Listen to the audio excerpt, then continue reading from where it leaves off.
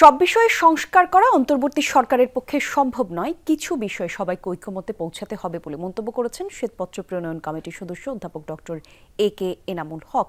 দুপুরে সিলেট প্রেস ক্লাবে নাগরিক সংলাপে প্রধান অতিথির বক্তব্যে সব কথা জানান তিনি। এনামুল হক বলেন, সংবিধান সংস্কারে সংসদ লাগবে, তবে বিচার বিভাগ, নির্বাচন এবং পুলিশ সংস্কারে দরকার সবার ঐক্যমত।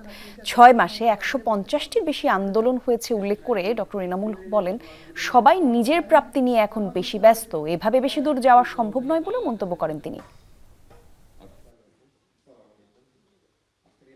নির্বাচন এটা স্বাভাবিক ব্যাপার, কিন্তু তার সাথে বিচার বিভাগ, পুলিশ বিভাগ এই দুটোতেও মিনিমাম ঐক্যমত্য থাকা উচিত।